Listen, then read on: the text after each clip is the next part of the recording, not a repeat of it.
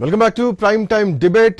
తెలంగాణ తల్లి విగ్రహ ఆవిష్కరణ జరిగిన తర్వాత వస్తున్నటువంటి పరిణామాలు. కార్తిక్ గారు జీవో జారీ చేశారు, ఎక్కడ ఎవరు ఎట్లాంటి వ్యాఖ్యలు చేయడద్దు అని చెప్పేసి. బట్ ప్రశ్న అయిన దగ్గర అఫ్ కోర్స్ దీనికి కౌంటర్గా మీదే తీసుకుంటాను. సంస్కృతి మీద దాడి చేశారు, చీకటి రోజు అని ఆయన చెప్పిన దానికి కంటిన్యూషన్ గానే తెలంగాణ సంస్కృతినే ఈ రోజు విగ్రహంలో లేకుండా చేశారు. ఫర్ ఎగ్జాంపుల్ ఛత్తీస్గఢ్ని కూడా ఇందాక శేషు గారు ప్రస్తావించడం జరిగింది. ఛత్తీస్గఢ్ అక్కడ మాత వాళ్ళ వాళ్ళ ఎగ్జాక్ట్లీ ఆదివాసీ రూపురేఖలతో ఉంటుంది, చూడగానే గుర్తుపట్టారు. బట్ తెలంగాణ విషయంలో ఏం చూపిస్తున్నారు? Correct sir. ఇంతకుముందు పెద్దలు గురువులు చెప్పినట్టు 2003లో అంటే ఆ పాయింట్ ఉండే సార్ చెప్పినారు. 2003లో దీని శిల్పి వెంకటరమణ గారు దీన్ని చెక్కారు. దీని తర్వాత కొన్ని మార్పులు చేర్పుల తర్వాత వెంకటరమణ గారు నిర్మల్ కరెక్ట్ సార్, వారు దీన్ని శిల్పి అంటే దాన్ని వారు కూడా పాత్రున్నారు. అయితే తర్వాత కొంతకాలం తర్వాత దీనికి కల్వకుంట్ల చంద్రశేఖరరావు గారు వచ్చిన తర్వాత దాంట్లో కొన్ని మార్పులు చేసినారు.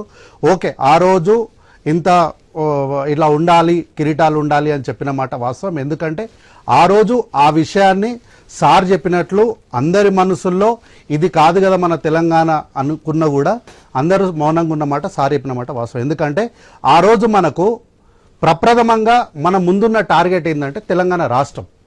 ఈ తెలంగాణ రాష్ట్రం అన్నప్పుడు మన గురి ఒకటి ఉన్నప్పుడు దీనికోసం ఎవరో ఒకరి చేతిపైన ముందుకెళ్తున్న తరుణంలో మనం వాళ్ళకు బలం చేకూర్చాలి, మనలో మనం కొట్లాడుకొని దాన్ని బలహీనం చేయకూడదు, విచ్ఛిన్నం చేయకూడదు అన్న ఉద్దేశంతో దాన్ని ప్రతి ఒక్కరు కూడా వారి భావాలను లోపలే పెట్టుకొని సపోర్ట్ చేసి ఊరు వాడ ఆవిష్కరించిన మాట వాస్తవమే.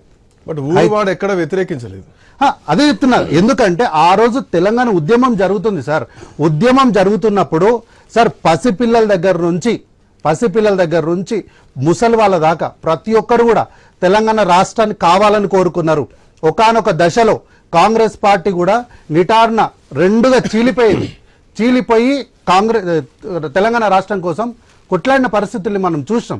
కాబట్టి చరిత్రను ఎవరు కూడా వక్రీకరించలేరు, చరిత్రకు ఎప్పుడు కూడా చెదలు పట్టదు. అయితే ఈరోజు ఎందుకు ఇట్లాంటి ఒక చర్చలు వస్తున్నాయంటే ఫ్రీ బస్, ఉచిత బస్సు ఇస్తామనగానే కల్వకుంట్ల తారక రామారావు గారు ఆటో రాముడు అయిపోతాడు. రైతులకు 500 బోనస్ ఇస్తున్నామంటే ఒక సమస్యను ముందుకు తెస్తారు. రుణమాఫీ చేసినాము అంటే దానికి ఒక సమస్యను తెస్తారు.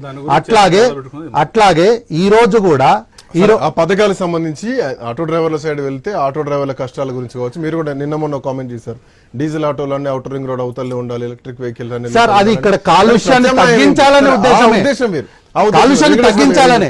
అయితే సార్ ఒక నిమిషం సార్, అయితే బీజేపీ నాయకులు మాట్లాడుకుంటూ అభయహస్తం ఇచ్చినారు అన్నారు.